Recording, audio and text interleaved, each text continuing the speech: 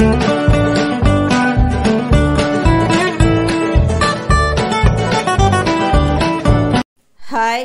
Hello friends, అందరికీ నమస్కారం అండి. అందరికీ శ్రీరామనవమి శుభాకాంక్షలు. శ్రీరాముని యొక్క ఆశీస్సులు మీకు అందరికీ కూడా లభించాలని మనస్ఫూర్తిగా కోరుకుంటున్నాను. నేనైతే ఇలాగ పూజ చేసుకున్నానండి.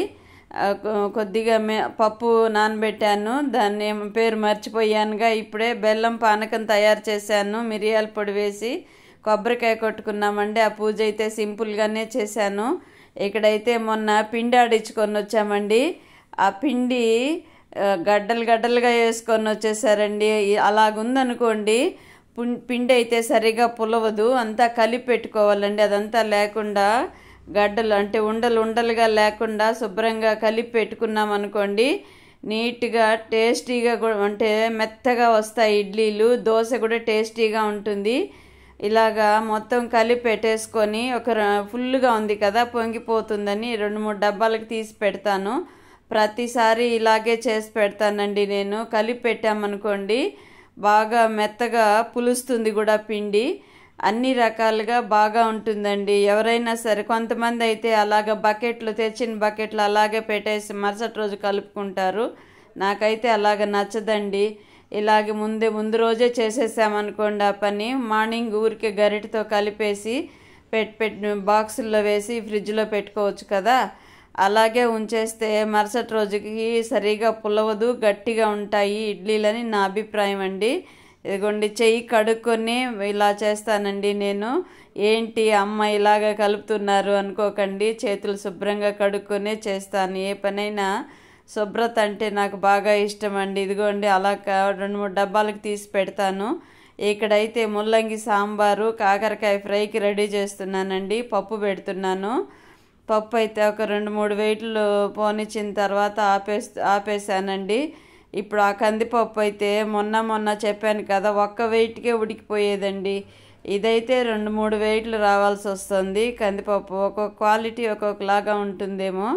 ఇదిగోండి, పప్పు కుక్కర్లో పెట్టేశాను. చిన్ని కుక్కర్లో పెట్టేసామనుకోండి త్వరగా అయిపోతుంది. ఇక్కడైతే కాకరకాయ ఫ్రైకి రెడీ చేస్తున్నానండి. ఈరోజు మీరేం వంటలు చేస్తున్నారు? స్పెషల్స్? గుడికి వెళ్దామన్నా కానీ విపరీతమైన రష్ ఉంటుంది.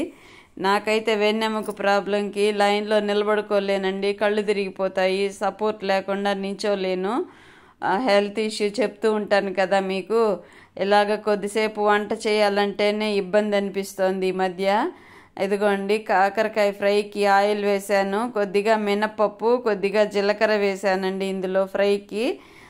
జీలకర్ర క్రిస్పీగా తగులుతూ ఉంటే పంటికి బాగుంటుంది కదా, ఆ ఉద్దేశంతో అలాగ చేస్తున్నాను నేను. చాలా టేస్టీగా ఉంటుందండి. పప్పుల పొడి వేయకపోయినా కానీ, అంటే పల్లీల పొడి వేయకపోయినా కానీ ఇలాగ వేపేసి లాస్ట్లో కారం కలిపి దించేసామనుకోండి, షుగర్ కంప్లైంట్ వాళ్ళకైనా మామూలు ఆరోగ్యవంతులకైనా సరే టేస్టీగా ఉంటుంది ఈ కాకరకాయ ఫ్రై. మొన్న కూడా చేసి చూపెట్టాను కదా నేను. అలాగా చేసామనుకోండి చాలా టేస్టీగా ఉంటుంది. ఇదిగోండి, ఇంకా వంట రెడీ చేసేసి టెంపుల్కి వెళ్దామా లేదా అని ఆలోచిస్తున్నాను. టెంపుల్కి ఇప్పుడు ఏ గుడికి వెళ్ళినా సరే విపరీతమైన జనం ఉంటారు. రేణిగుంటలో కూడా ఉందండి రాముల వారి గుడి. ఈ మధ్య బాగా దాన్ని ఇంకా బాగా రెడీ చేశారు. చాలా ప్రశాంతంగా ఉంటుందండి గుడికి. రాముల వారి గుడికి వెళ్ళిన కరుమారమ్మ టెంపుల్ ఉంది రేణిగుంటలో, సాయిబాబా టెంపుల్ ఉంది.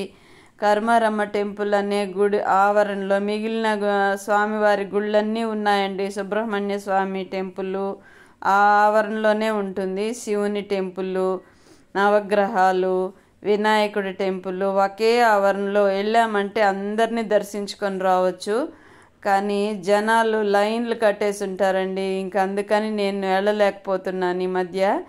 అయితే జనాలు వెళ్ళే వాళ్ళైతే వెళ్తూనే ఉంటారు కదా, మరీ ముఖ్యమైన రోజుల్లో అయితే తప్పనిసరిగా వెళ్తూ ఉంటారు. ఇదిగోండి, ఒక మూత పెట్టేసామనుకోండి ఫ్రై చేసి త్వరగా వేగుతుంది. ఆ ఉద్దేశంతో అలాగ పెట్టాను నేను. ఇంక మీరేం వంటలు చేస్తున్నారు? ఏం స్పెషల్స్ మీ ఇంట్లో? నాకైతే కామెంట్లో తప్పకుండా తెలియచేయండి ఫ్రెండ్స్. చూస్తున్నారే కానీ ప్లీజ్ ఒక లైక్ చేయండి.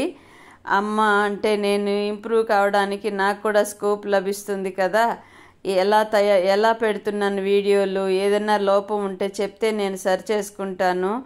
ఏ ఒక్కటి కూడా నేను ఆలోచించి నేను చేయడమేనండి. ఇంకెవరు నాకు సలహా ఇవ్వట్లేదు. నాకు తోచింది నేను చేస్తున్నాను. మీరు కానీ ఏదైనా సజెషన్స్ ఇచ్చినట్లయితే తప్పకుండా నేర్చుకుంటానండి. నాకు వయసు అయిపోయింది కదా, వీళ్ళు ఏంటి ఇలా చెప్తున్నారు, ఆ ఫీలింగ్స్ ఏమి నాకు ఉండవండి. నేర్చుకోవాలి, కొత్తగా ఏదో ఒకటి నేర్చుకోవాలి, కొత్తగా చెయ్యాలి అని ట్రై చేస్తూ ఉంటాను. అదిగోండి చెవుల్లో ఇయర్ ఫోన్స్ ఉన్నాయి చూడండి, మర్చిపోయినా. క్లాస్ వింటూ ఉన్నానా, ఇంకా అది అలాగే ఉండిపోయింది. క్లాస్ అయితే అయిపోయింది, ఇయర్ ఫోన్స్ ఇయర్ ఫోన్ తీయాలి అంటే గుర్తు రాలా నాకు. అది తీయాలంటే బెడ్రూమ్లోకి వెళ్ళి దాన్ని బాక్స్లో స్టోర్ చేయాలి. సరే ఉంటే ఉండిందిలే అనుకొని మధ్యలో గుర్తొచ్చింది. ఇంకా సాంబారు వేగుతుంది కదా, త్వరగా చేసేద్దాంలే అన్నట్టుగా అది అలాగే చెవిలో ఉండిపోయింది. సాంబార్ రెడీ చేసేసానండి. పోపు పెట్టేసి ముల్లంగి అంతా ఉడికిన తర్వాత ఆనియన్స్ వేసానండి బాబు ఈ కూరలో. అమ్మ ఆనియన్స్ వేయకుండా చేస్తున్నారు అనుకోకండి, ఆనియన్స్ వేసాను ఈ సాంబార్లో. దీంట్లో కావాల్సిన దినుసులన్నీ మిరప్పొడి, పసుపు, ఉప్పు అన్నీ వేసి కలిపేసి పోపు పెట్టేశాను. కరివేపాకు, కొత్తిమీర వేసి దాని తర్వాత లాస్ట్లో పప్పు మెదుపుకొని అందులో వంపేశాను.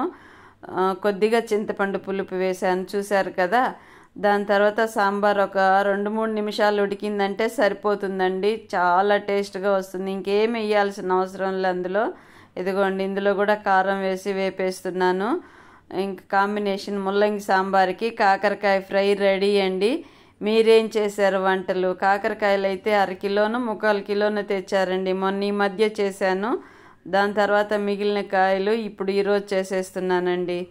ఈరోజు ఏంటమ్మా కాకరకాయ ఫ్రై అనొచ్చు. కూరగాయలు చెడిపోతూ ఉంటే మనకు మనసు బాగోదు కదండి, డబ్బులు పెట్టి తెచ్చినవి కదా, తప్పదు. మనము ఏవి వేస్ట్ అవుతాయో ఆ వేస్ట్ కానివ్వకుండా చేసుకోవాలి. ముల్లంగి సాంబార్ చూడండి, యమ్మీ కదా. నచ్చితే ఒక లైక్